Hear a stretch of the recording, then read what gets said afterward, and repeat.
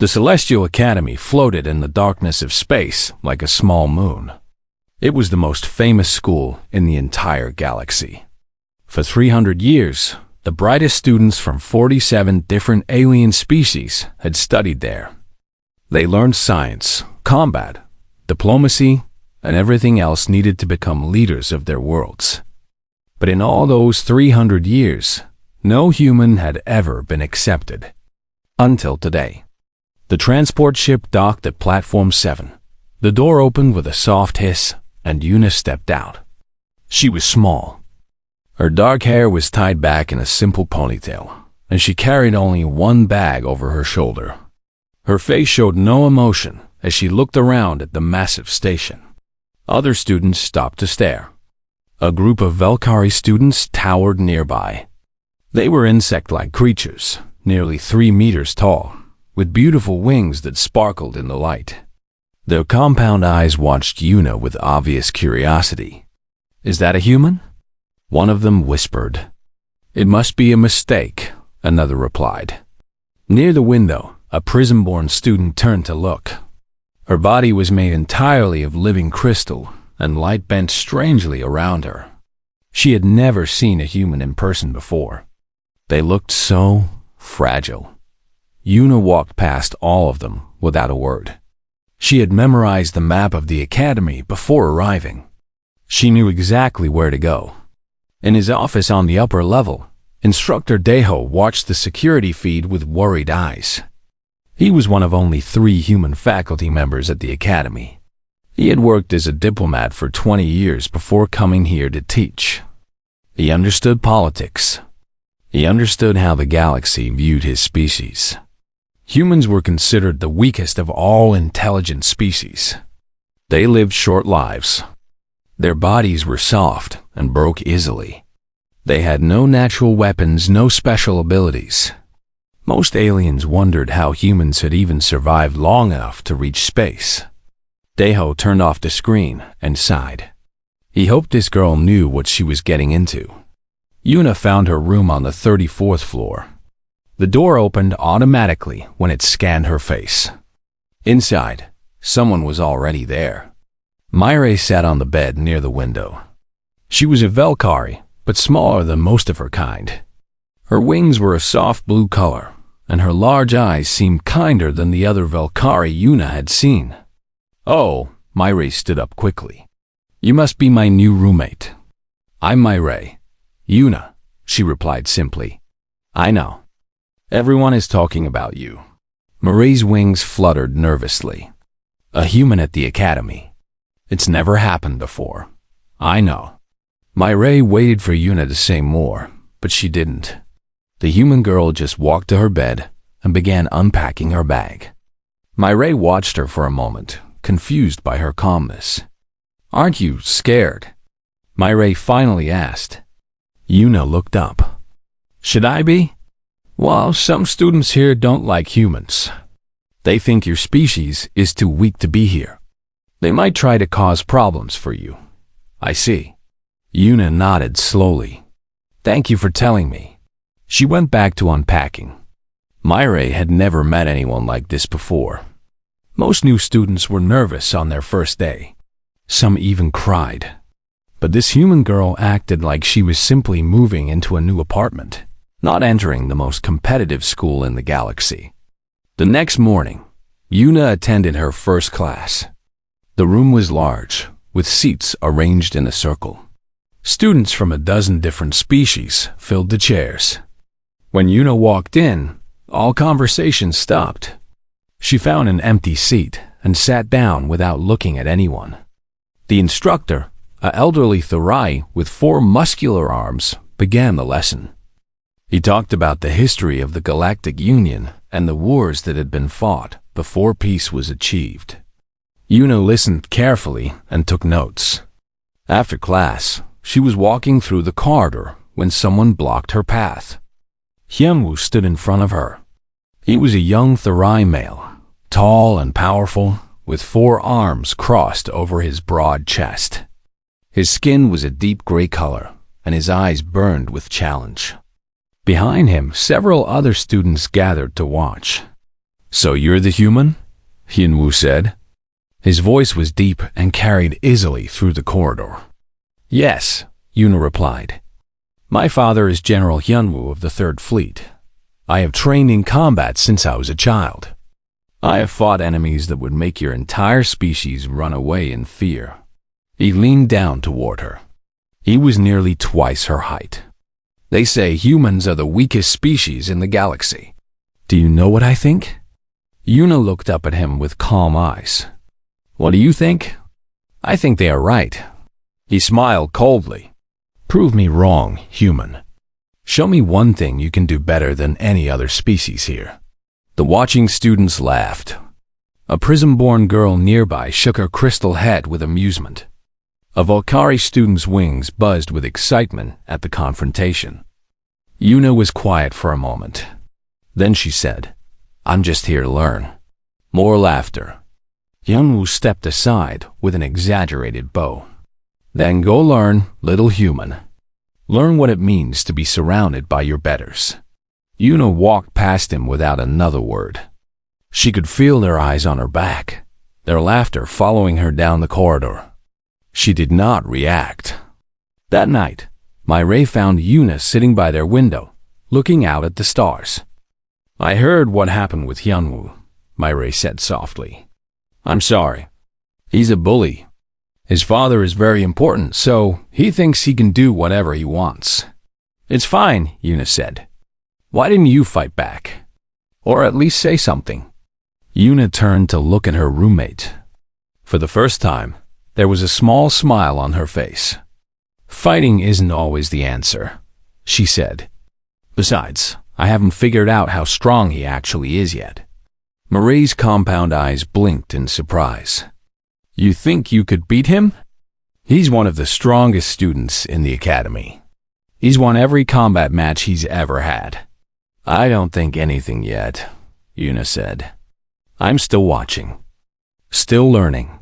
She looked back at the stars. That's what humans do, Marie. We watch. We learn. We adapt. Adapt to what? Yuna's smile grew slightly wider. To everything. Mireille didn't understand what she meant. But something about the way Yuna said it made her wings shiver. There was something in this small human girl's eyes. Something old. Something patient. Something dangerous. In the darkness of space, the Academy continued its slow rotation. Inside, 47 species slept peacefully, unaware that something had changed. A new piece had entered the game, and the game would never be the same again. 3 weeks passed at the Academy. Yuna attended every class, completed every assignment, and spoke to almost no one.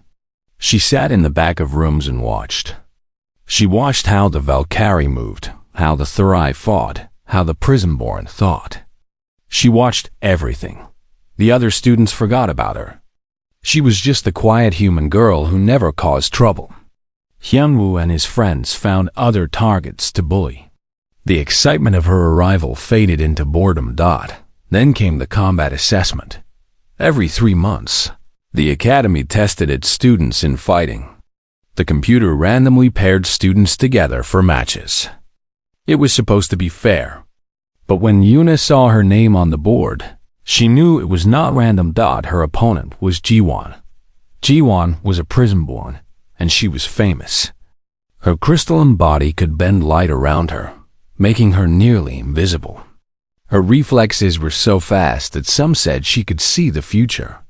She had never lost a match in 2 years at the Academy. They're going to kill that poor girl, someone whispered as students gathered around the arena. Not kill, another said. Just embarrass. The instructors want to show that humans don't belong here. The arena was a large circular platform surrounded by seats. Hundreds of students filled those seats now. Word had spread fast. Everyone wanted to see the human fight. Yuna entered from the east door. She wore simple training clothes and nothing else. No armor, no weapons. Her face was calm, the same as always. Jiwon entered from the west. Her crystal body caught the light and threw rainbows across the floor. She was beautiful and terrifying at the same time. She walked with the confidence of someone who had never known defeat. Instructor Sujin stood in the center. She was an older human woman with hard eyes and a scarred face. She had survived 3 wars before becoming a teacher. She looked at Yuna with an expression that might have been pity. "The rules are simple," Sujin announced. "No killing. The match ends when one fighter submits or cannot continue. Begin when ready." She stepped back. Jiwon's body shifted through colors. Red, blue, green, white.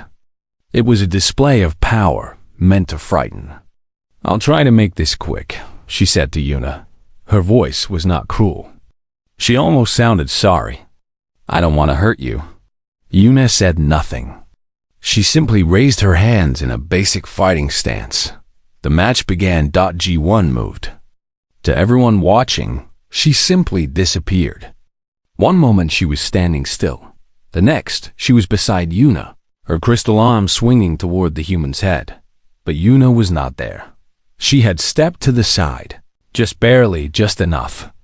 Jiwon's arm cut through empty air. The crowd went quiet. G1 attacked again. And again. And again.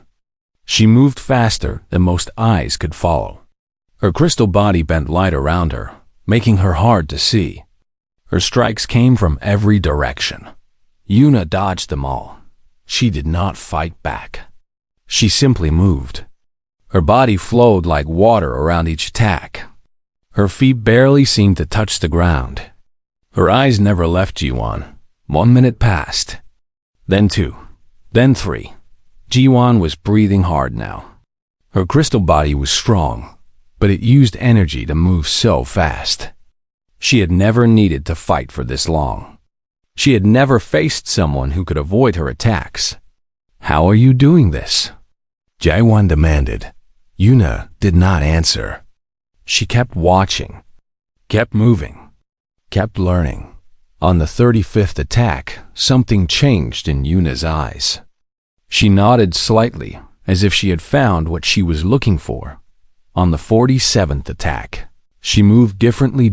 Instead of dodging, Yuna stepped forward. Her hand shot out fast and precise, and struck the junction where Jiwon's shoulder met her torso. It was a small spot, barely visible, where the crystal was slightly thinner. Jiwon gasped.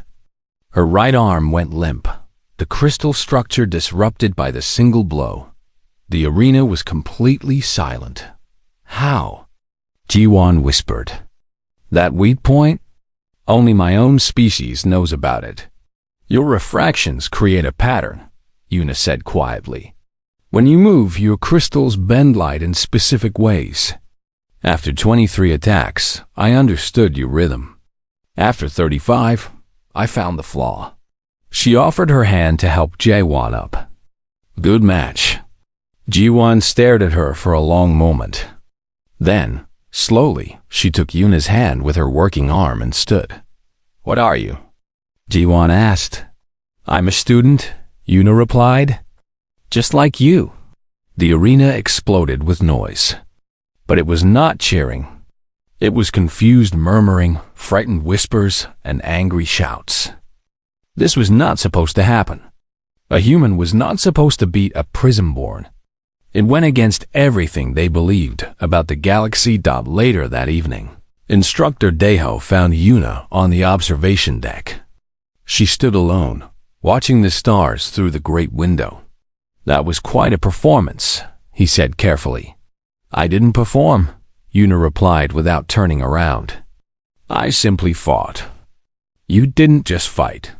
You read her patterns, found her weakness, and struck with perfect precision. That shouldn't have been possible. Prismborn weaknesses are one of the most guarded secrets in the galaxy.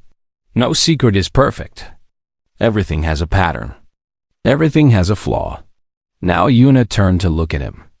"That's what humans understand better than anyone." "And how do humans understand this?" Yuna was quiet for a moment. When she spoke, her voice was different, deeper, older. We were prey once. For 200,000 years, we lived on a planet that was trying to kill us. We had no claws, no armor, no venom. We were slow and weak and soft. Everything was stronger than us. She paused. But we survived. Do you know how? Deho shook his head. We watched. We learned. We adapted. When a predator was faster than us, we learned its patterns and avoided it. When we couldn't avoid it, we made tools to kill it. When one tool failed, we made better ones. We never stopped learning. We never stopped changing. She looked back at the stars. The galaxy thinks humans are the weakest species. They're right. We have the softest bodies, the shortest lives, the fewest natural gifts. A small smile crossed her face. But they forget something important. What? Weakness is not the opposite of strength. It's the beginning of it. Every predator on our world became our prey eventually. Every challenge made us smarter. Every near extinction made us stronger. She turned to face Deho fully. I am the product of 200,000 years of survival. I am the descendant of every human who watched, learned, and refused to die. That knowledge lives in my blood, my bones, my every breath. Deho felt a chill run down his spine. So what are you really doing here, Yuna? She smiled again, but this time there was something ancient in it. I'm doing what humans have always done, instructor. I'm learning. And when I'm done learning, she looked toward the academy below them, filled with the children of 47 mighty species. I'm going to show them what humanity can become. News of Yuna's victory spread through the academy like fire. Within a day, everyone knew. Within a week, the story had reached other planets. A human had defeated a prism-born in single combat. It should have been impossible. Some students were impressed. Mireille could not stop talking about it. Jiwon, despite her defeat, began sitting next to Yuna in classes. She wanted to understand how the human had beaten her. She wanted to learn. But others were not impressed. They were afraid. Director Taiwan sat behind his massive desk and studied the report on his screen. He was an elder member of the Sovereign Species Council, one of the oldest and most powerful groups in the galaxy. His species had helped create the Galactic Union thousands of years ago. They had watched countless younger species rise and fall, and now they were watching humans. Her file says she comes from a colony world, Taiwan said. Nothing special about her background. Standard human education. No advanced training. His assistant, a nervous Valkyrie named Sunho, nodded.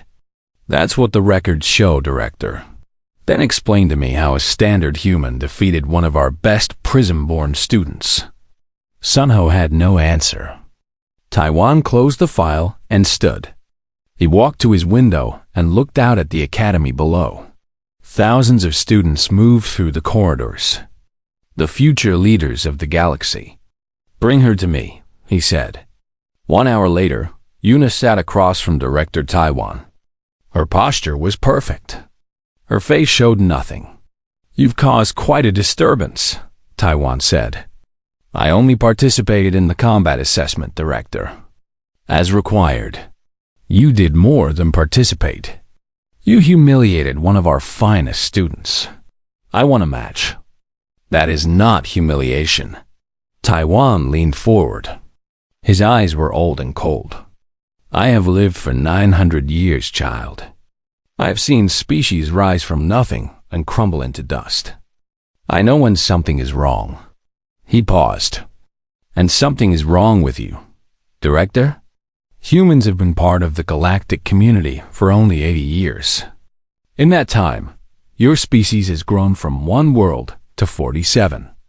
Your population has increased by 400%. Your technology improves every year. He stood and circled around her like a predator. No other species has ever expanded so fast. No other species has ever changed so quickly. Yuna remained still. Humans are adaptable, Director. It is our nature. Adaptable. He stopped in front of her. That word keeps appearing in human records. Adaptable, flexible, versatile. Such innocent words. But I wonder what they really mean. They mean we survive. They mean you are dangerous. For the first time, something flickered in Yuna's eyes. Is survival dangerous, Director? It is when it happens too fast. He returned to his seat. I will be watching you, Yuna, closely. You may go. After Yuna left, Taiwan pressed a button on his desk. A hidden door opened, and 3 figures entered. They were members of a secret group within the academy, students and faculty who shared the director's concerns. She's the one, Taiwan said. She's what we feared. Then, we must act, said the first figure, a senior instructor whose face was hidden in shadow. The force she shows the galaxy what humans can truly become. Meanwhile, across the academy, Hyunwoo was having his own revelation. He sat in the archives, surrounded by holographic screens. He had been here for 12 hours, reading everything he could find about humanity. What he discovered terrified him. Yoonji, his closest friend, sat beside him. She was a brilliant Valkyrie analyst with a gift for patterns and connections. She had helped him organize the research. Look at this timeline, Hyunwoo said, pulling up a hologram. The Valkyrie have existed for 50,000 years. In that time, they've spread to 12 worlds. Their population has remained stable. Their technology has improved slowly, step by step. He switched to another display. The Thura have existed for 30,000 years. We've spread to 8 worlds. Our population grows by maybe 1% per century. Our weapons and ships are better than our ancestors had, but not radically different. He switched again. Now look at humans. They achieved space travel 80 years ago. Just 80 years. They started with 1 world and 1 billion people. Now they have 47 worlds and 12 billion people. Their technology changes every decade. Their society transforms every generation. Yoonji's wings trembled. That rate of change. Impossible. For any other species, it would be impossible.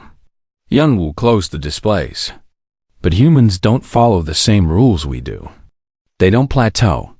They don't stabilize. They just keep growing. Keep changing. Keep improving. What does that mean for the future?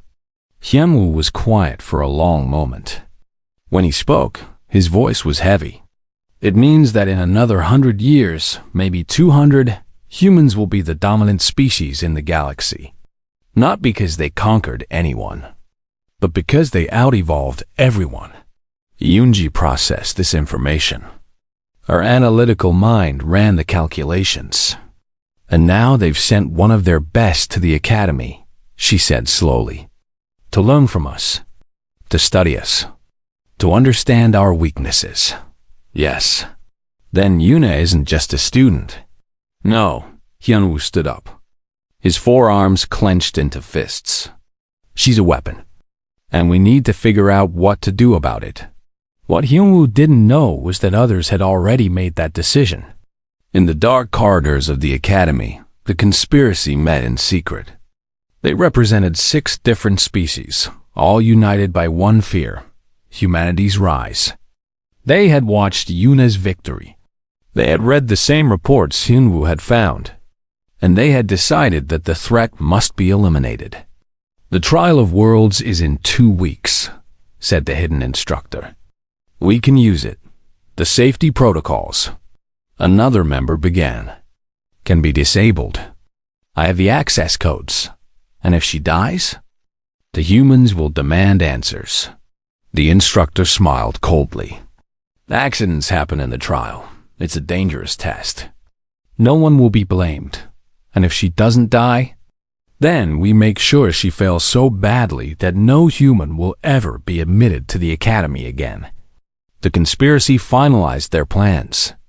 In 2 weeks, Yuna would face the greatest challenge of her life. They would throw everything at her. They would break her, or they would kill her.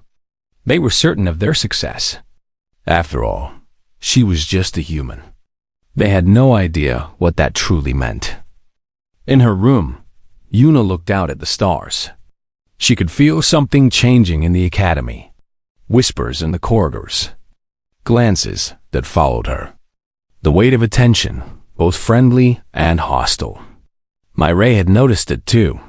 Something is happening, she said nervously. People are acting strange. Yes, Yuna agreed. Aren't you worried? Yuna turned to her friend and smiled.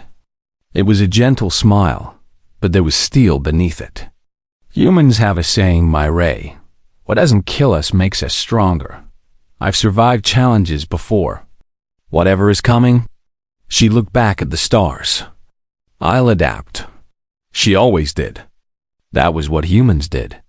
And soon, the entire galaxy would remember why. The Trial of Worlds was the Academy's most famous test. Students were dropped onto simulated alien planets and had to survive for 72 hours while completing dangerous missions. It tested everything: combat, intelligence, teamwork, and will. Many students failed. Some were injured badly. A few had even died years ago. Before the safety protocols were improved, Yuna stood with her assigned team on the transport platform. The computer had grouped her with 3 others. Mireille, whose analytical mind made her valuable despite her small size. Jiwon, who had requested to work with Yuna after their match. And Hyunwoo, who had demanded to be on her team for reasons he refused to explain. Listen carefully. Instructor Sujin announced to all the teams. Your mission is simple. Reach the extraction point within 72 hours. The simulation will create obstacles. Work together or fail alone. The teams were transported to their assigned worlds. Yuna's team materialized on a nightmare planet. The gravity hit them first. It was 3 times standard, crushing down on their bodies like invisible hands. Mireille stumbled. Even Hyunwoo, with his powerful Thori body, grunted under the weight. The air was wrong, too. Toxic gases filled the atmosphere. Their environmental suits protected them, but the readings showed they would run out of filtered air in 60 hours. Less than the time they needed. This isn't right, Jiwon said. Her crystal body was already showing stress cracks from the gravity. The difficulty level is too high for a standard trial. Yuna looked around at the dark landscape. Jagged rocks stretched in every direction. Strange sounds echoed from the shadows. Predators. Large ones. The simulation has been changed, she said calmly. The safety protocols have been disabled. What? Marie's wings pressed flat against her back in fear. How do you know? Because that creature approaching us should have disappeared when it got too close. It hasn't. They turned to see a massive predator emerging from behind a rock formation. It was built for this crushing gravity, with thick legs and armored skin. Its mouth was filled with teeth, as long as Yuna's arm. Hyunwoo moved first. His forearms grabbed a heavy rock and hurled it at the creature. The rock hit hard but bounced off the armor. The predator roared and charged. The battle was brutal. Hyunwoo fought with all his strength, but the gravity was draining him. Jiwon tried to blind the creature with refracted light, but its eyes were adapted to the darkness. Mireille could only watch in horror. The creature knocked Hyunwoo down and raised a massive claw for the killing blow. Stop. Yuna's voice was quiet, but everyone heard it. The creature heard it too. It paused, just for a moment, confused by this small being that showed no fear. Yuna stepped forward. Her body was struggling under the gravity, just like everyone else's. But her movements were controlled. Precise. She locked eyes with the predator. You're the alpha of your pack, she said calmly. I can tell by the scars on your face. You fought many battles. Won many fights. The creature growled. I'm not challenging your territory. We're just passing through. Yuna slowly lowered herself to one knee and looked down. A submissive gesture. Universal among pack predators. The creature stared at her for a long moment. Then, slowly, it turned and walked away. How? Hyunwoo gasped from the ground. How did you do that? Yuna helped him stand. Humans lived alongside predators for thousands of years. Wolves, lions, bears. We learned their languages, their rules. She looked at the retreating creature. Pack animals understand hierarchy. I showed respect. It accepted. Ji-won shook her crystal head. You gambled our lives on animal behavior. No, I observed. The creature was well fed and showed no hunting posture. It was defending territory, not seeking prey. Different motivations require different responses. Yuna began walking. Come, we need to move. Over the next 2 days, Yuna transformed. The gravity that crushed the others seemed to affect her less and less. By the second morning, she was moving almost normally while the others struggled with every step. Her body was adapting in real time, muscles adjusting, reflexes improving. She found food when the others saw only rocks. She found water and plants that looked completely dry. She built tools from bones and stones that helped them move faster and fight better. How do you know all this? Myri asked on the second night, as Yuna prepared a shelter that would hide them from the predators. Survival knowledge is in our blood, Yuna replied. For most of human history, we lived like this.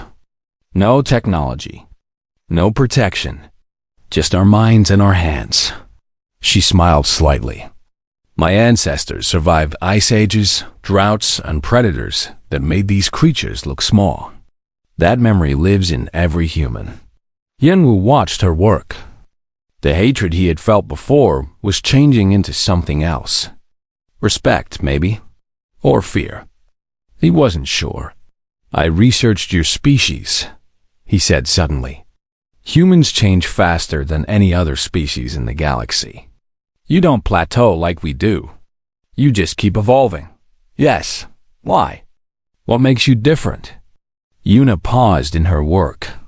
Because we never had the luxury of stopping. Other species reached a point where they were comfortable, safe. But humans were never safe. We always had something trying to kill us. So we never stopped adapting. She looked at him. You asked me once to prove that humans aren't the weakest species. I can't do that. We are the weakest. Our bodies are soft. Our lives are short. We have no natural weapons. Then how do you survive? Because weakness forced us to be creative. We couldn't outrun predators, so we built weapons. We couldn't survive winters, so we built shelters. We couldn't beat stronger enemies, so we outthought them. Her eyes seemed to glow in the dim light. Every limitation became an opportunity. Every near extinction made us better. That's the human secret, Hyunwoo. We don't win despite our weakness. We win because of it. On the third day, they reached the extraction point, but something was waiting for them. A combat drone hovered in front of the extraction zone. It was military grade, heavily armed, and clearly not part of any normal simulation. Its weapons tracked toward Yuna specifically. It's targeting you, Myri said, her voice shaking. Someone programmed it to kill humans. The conspiracy, Ji-won hissed. They sabotaged everything. Hyunwoo stepped forward, his forearms raised. Then we fight. No. Yuna's voice was firm. We fight together. She looked at each of them.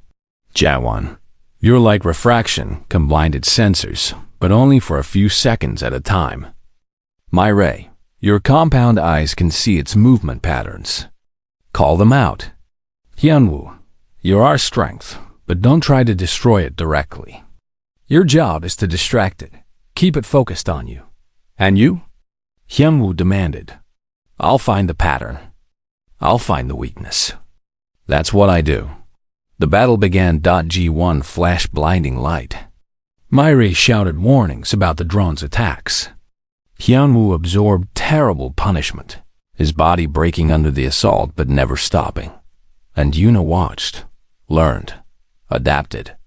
After 2 minutes, she saw it. A slight hesitation in the drone's movement when it switched between targets. A gap in its armor where the sensors connected to the weapons. She moved. Through the chaos, through the weapon's fire, through the gravity that still pressed down on her body. She moved faster than she had ever moved before. Her hand found the gap in the armor. Her fingers closed around the wires inside. She didn't destroy the drone. She rewired it, turned its own weapons against itself. The drone collapsed. Yuna fell to her knees, exhausted beyond anything she had ever felt. But she was smiling. Hyunwoo crawled toward her. His body was broken in several places, but his eyes were clear. "Who are you really?" he asked. Yuna looked at him. In her eyes, he saw something ancient. Not just one person, but the echo of millions of ancestors who had survived against impossible odds. "I'm the answer to a question your species stopped asking long ago," she said. "What happens when a prey species refuses to stop evolving?" The extraction ship arrived. They had survived. But for Yuna, the real test was just beginning. Word of what happened in the trial would spread. The conspiracy would be exposed. And the galaxy would finally have to face the truth about humanity. They were not the weakest species anymore. They never had been. The conspiracy fell apart within hours. The combat drone's memory core contained everything. Access codes, communications, names. When the Academy's security team recovered the data, they found a trail leading directly to Director Taiwan's inner circle. Arrests followed. Instructors who had sabotaged the simulation were removed in shame. Students who had participated faced expulsion. The scandal spread across the galaxy like a shock wave. But Director Taiwan himself remained untouched. He was too powerful, too connected. He sat in his office and watched the chaos with cold eyes. He was not sorry for what he had done. He was sorry it had failed. 1 week after the trial, he summoned Yuna to his office for the final time. She walked in without fear. Her body had healed from the ordeal, but something about her had changed. She stood taller. Her eyes were sharper. The experience had pushed her to new limits, and she had grown beyond them. "The investigation has cleared you of any wrongdoing," Taiwan said flatly. "Congratulations. You are a hero now." "I never wanted to be a hero," Yuna replied. "I wanted to be a student. Don't play innocent with me." Taiwan stood and walked toward her. His ancient eyes burned with anger. "I know what you really are. You're not just some girl from a colony world. You're a weapon, a test. Humanity sent you here to show the galaxy what your species can become." Yuna was quiet for a moment. Then she nodded. "You're half right," she said. "I am part of a program. Earth's government identified children with high adaptive potential and trained us. Not as soldiers, not as spies." She paused. "As ambassadors." "Ambassadors of what?" "Of possibility." Yuna sat down without being invited. "The government saw what you saw, Director. They knew the galaxy feared humanity's growth. They knew other species would try to contain us, control us, maybe even destroy us." She looked at him directly. "So they decided to show the galaxy the truth." "And what truth is that?" "That we're not a threat. We're an opportunity." Taiwan laughed bitterly. "An opportunity for what? To be replaced? To watch humanity spread across the stars while older species fade into history?" "No." Yuna's voice was soft but firm. "An opportunity to grow together." She stood and walked to the window. The academy spread below them, full of young people from dozens of worlds. "You've lived for 900 years, Director. You've seen species rise and fall, but have you ever asked why they fall? She didn't wait for an answer. They fall because they stop changing. They find their optimal form and freeze there. They become perfect, and perfection has no room for growth. And humans are different? Humans are chaos. We never stop changing. We never reach optimal. Every generation is different from the last. She turned to face him. You see that as a threat, but it could be a gift. Explain. Una sat back down. Her voice took on a teaching tone, patient and clear. The Valkyrie have incredible patience and perception, but they haven't changed their social structure in 10,000 years. The Thurasi are powerful warriors, but they still use the same tactics their ancestors used. The Prismborn are brilliant, but they think in the same patterns as always. She leaned forward. Now imagine what happens when those species work closely with humans. Not as masters and servants, not as enemies, but as partners. Our chaos touches their order. Our constant change challenges their stability. They don't become human, but they start to grow again, start to evolve again. Taiwan was silent for a long moment. You believe this, he said finally. You truly believe humanity wants to help the galaxy. Not all of humanity. Some of us are selfish. Some are dangerous. We're not perfect. Una smiled slightly. But the best of us, the ones who understand what we could become together, we want something more than domination. We want to be part of something greater than ourselves. Why? Because we're lonely. Her voice was suddenly vulnerable. We're the youngest species in the galaxy. We've accomplished so much in so little time, and we have no one to share it with. No one who understands what it means to watch your children become more than you were. No one who knows the joy and terror of constant change. She stood again.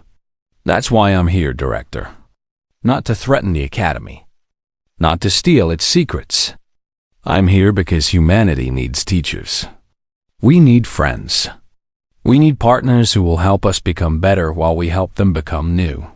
Taiwan stared at her for a very long time. His ancient mind processed everything she had said. His old prejudices fought against the logic of her words. Finally, he sighed. I have been afraid of your species for decades, he admitted. Fear makes fools of us all. Fear is natural. What matters is what you do with it. And what should I do now? Una smiled warmly. Watch, learn, adapt. She headed for the door. That's what humans do. Maybe it's time other species tried it. The graduation ceremony was held 1 month later. The entire academy gathered in the grand hall. Students and faculty from 47 species filled the massive room. At the front, the graduating class waited to receive their honors. Una had been asked to speak. She walked to the podium and looked out at the crowd. So many different faces. So many different forms. So many different worlds represented in one place. I came here to learn, she began. Everyone told me I didn't belong. They said humans were too weak, too simple, too young. They were right. Murmurs rippled through the crowd. Humans are all of those things.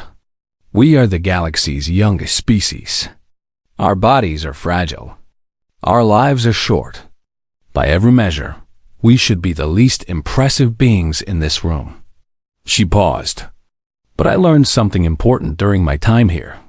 I learned that the Valkyrie see details others miss. I learned that the Prismborn think in ways that create beauty. I learned that the Thurai fight with honor and loyalty. Every species has gifts that others lack. Her voice grew stronger. And humanity's gift is change. We adapt. We evolve. We never stop becoming something new. That gift means nothing if we use it alone. But if we use it together with all of you, she looked at Myre, who was crying happy tears. At Jiwan, whose crystal face showed something like pride.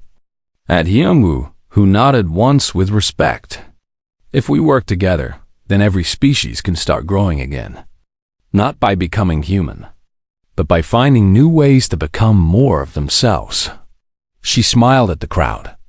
The galaxy's finest aren't defined by species. They're defined by the choice to grow together. The applause started slowly, then grew into a roar. Years later, historians would mark that moment as the beginning of a new era. The generation of students who graduated with Una went on to lead their worlds into unprecedented cooperation. Human ideas mixed with alien wisdom. Ancient species found new paths forward. Young species learned from old masters. They called it the Una generation. Una herself became a legend. She served as an ambassador, a teacher, and a bridge between worlds. She never stopped learning. She never stopped changing. And she never forgot the lessons she had taught the galaxy. When young students asked about her, the old professors would shake their heads and smile. She wasn't normal, they would say. But then again, when has humanity ever been? And somewhere among the stars, Una would look out at the galaxy she had helped change and remember a simple truth. Humanity's greatest gift was not their intelligence, not their creativity, not even their endless capacity for change. It was their ability to make others believe that they could change too. That was the real power of being human. That was why the galaxy's finest academy welcomed a girl who wasn't normal. And that was why nothing was ever quite the same again. The end.